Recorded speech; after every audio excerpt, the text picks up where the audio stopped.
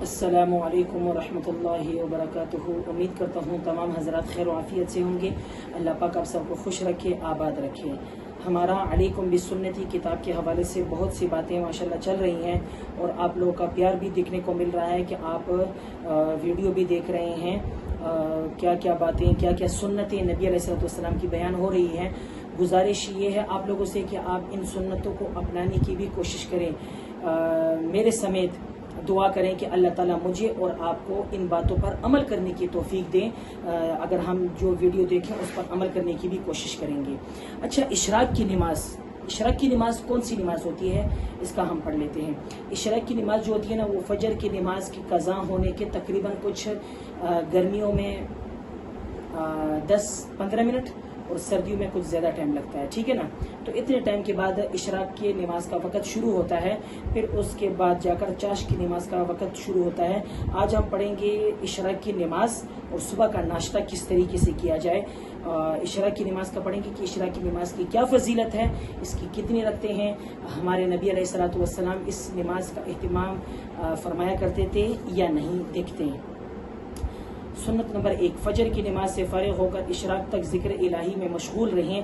اس میں اعلیٰ درجے تو یہ ہے کہ جس جگہ فرض پڑھیں ہیں وہیں بیٹھا رہے۔ اوسط درجہ یہ ہے کہ اس مسجد میں کسی بھی جگہ بیٹھ جائیں۔ ادنا درجہ یہ ہے کہ مسجد سے باہر چلا جائیں، ذکر الہی برابر زبان سے ادا کرتا رہے۔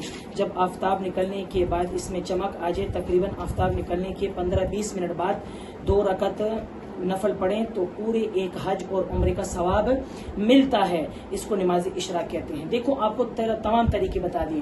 سب سے اچھا طریقہ یہ ہے کہ جس جگہ آپ نے فرض کی نماز پڑھی اسی جگہ بیٹھ کر آپ ذکر الہی کریں اور نماز قضا ہو جائے گی۔ ویسے بھی مساجد میں آج کل تو الیکٹرک گھڑیاں بھی ہیں، اس میں آپ کو پتہ بھی چل جائے گا کہ اشراق کا ٹائم شروع ہو گیا ہے یا ابھی صبح کی فجر کی نماز قضا ہو گئی ہے۔ سمجھ میں آ گئی نا؟ تو جب فجر کی نماز قضا ہو جائے اس کے بعد اشراق کا وقت شروع ہوتا ہے، آپ اسی جگہ بیٹھے رہیں۔ جب بیٹھے رہیں گے اس کے بعد اشراق کا وقت شروع ہو جائے گا۔ جب اشراق کی نماز آپ پڑھیں گے تو انشاءاللہ اللہ تعالیٰ آپ کو ایک مکمل حج اور عمرے کا ثواب عطا فرمائیں گے۔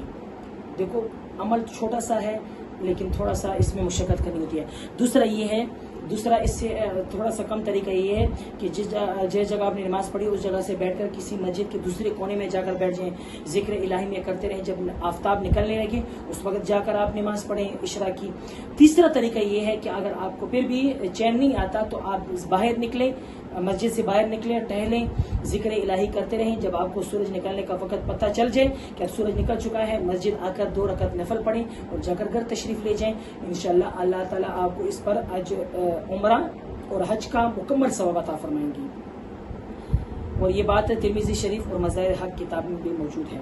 سنت نمبر 2، اشراق کے وقت 4 رکعت نفل پڑھیں تو اس کی کھال کو دوزخ کی آگ نہ چھوئے گی۔ بہقی 2 رکعت بھی ہے، 4 رکعت بھی ہے، ٹھیک ہے نا، جو بھی آپ پڑھ سکتے ہیں۔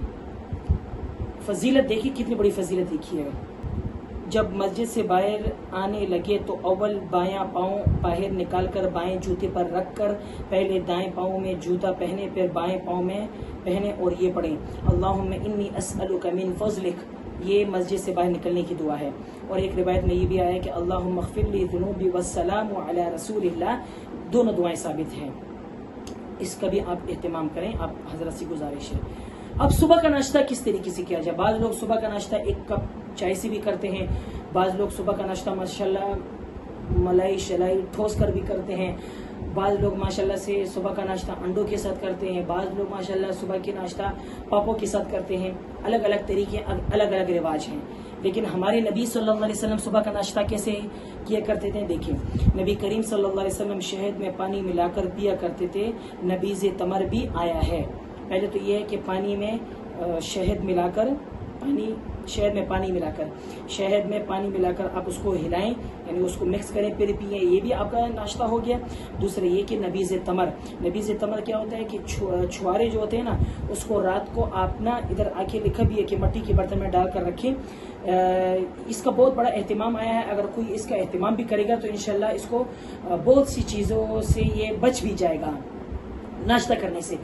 نبیذ تمر جو ہے نا، چھوارے، اس کو لیں، اس کو 2 ٹکڑے کریں، اس میں سے جو گٹھلی ہے وہ نکالیں اور اس کو آپ ایک کٹورے میں رکھیں، رات کو رکھیں، یعنی مغرب کی نماز کے بعد اس کو رکھیں، سمجھ میں آگے نا، وہ اسی میں رہیں گے، صبح جب نماز پڑھ کر آپ واپس آ جائیں اس کو پئیں، انشاءاللہ آپ کا ناشتہ بھی ہو گیا اور سنت بھی زندہ ہو گئی، سمجھ میں آگے نا۔ تو ویڈیو اگر آپ کو اچھی لگی ہو تو آگے لوگوں تک شیئر بھی کریں، اور اگر چینل پہ نئے آئے ہیں لائک سبسکرائب لازمی کیا کریں۔ اسی کے ساتھ آپ اپنے بھائی کو اجازت دیں۔ السلام علیکم ورحمۃ اللہ وبرکاتہ۔